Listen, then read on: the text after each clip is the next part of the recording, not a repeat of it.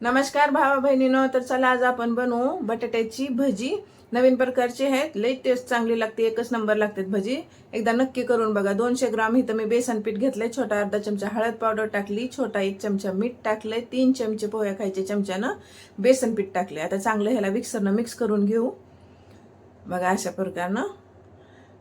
त्याच्यात काय ना, अगर मिक्सर नसला तर हातानं बी मिक्स करून घ्या आधी, आणि मग थोडंसं पाणी टाकून ह्याला भिजवून घ्यायचंय. जास्त पाणी टाकायचं नाही बरं का अजिबात. थोडंसं पाणी टाकून बेसन पिठाला नुसतं भिजवून घ्यायचं, गाटा गुठळ्या सगळ्या फोडून घ्यायच्यात.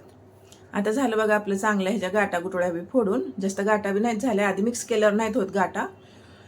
थोडंसं असं भिजवून ह्याला साईडला ठेवून द्यायचं पाणी कमी घालून.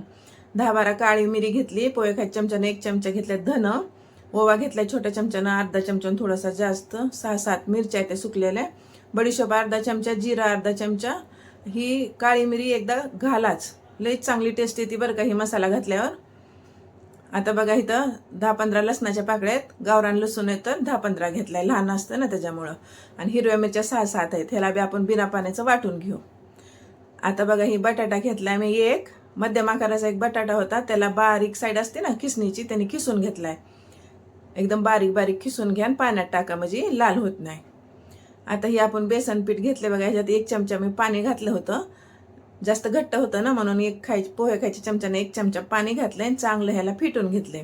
आता त्याला बघा 2 चिमटे ह्याच्यात मी सोडा घातलाय. सोडा टाकून पोहे खायच्या चमच्यानं 1 चमचाही पाणी टाका, जास्त पाणी टाकायचं नाही. आता त्याला बी चांगलं असं फिटून घेऊ. एकच नंबर मसाला घातलाय ना आपण, ही करून एकच नंबर भजी लागतात. कधी बी तुम्ही पुरणपोळी केली की अशीच भजी करून खाताल बघा. एकदा नक्की करून बघा, सर्वांना घरात तुमच्या सगळ्या लहान मोठ्यांना सगळ्यांना आवडतील. चांगलं फेटायचं, इथं थोडी मेहनत घ्यायची. एकच साईड धरून फिटून घ्यायचं, उजव्या साईडला तर उजव्या, नाही तर डाव्या साईडला फेटलं तर डाव्या साईडला, पण इकडं तिकडं करून फेटायचं नाही. चांगलं फेटून घेतलंय आपण.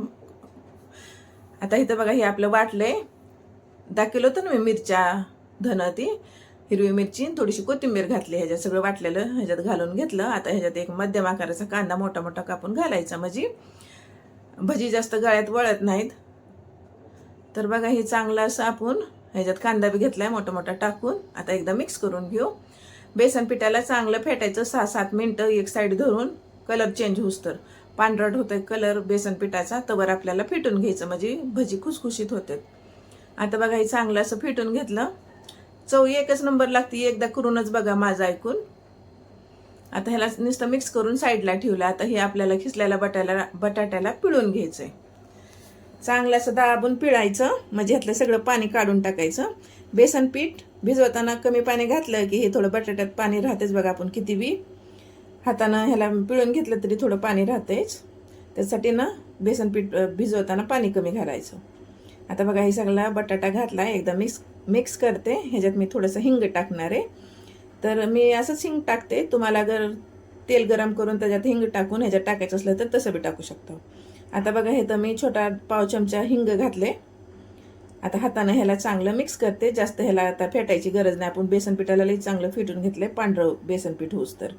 आता असं हलक्या हातानं नुसतं ह्याला एकदा मिक्स करून घ्यायचं. बटाट्याला बी साधी सोपी रेसिपी आहे, घरातल्या सामानानं बनती, जास्त बाहेरचं काय आणायची गरज नाही.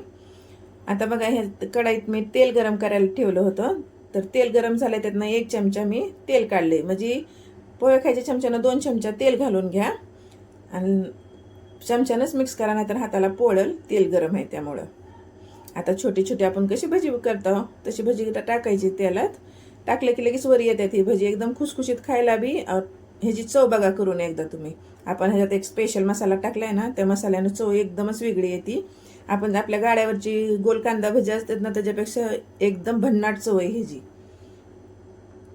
तर बघा हे असं चांगलं उलतं पालतं करून दोन्ही साईडनं आपल्याला ह्याला कलर बदलूस तर तळून घ्यायचंय.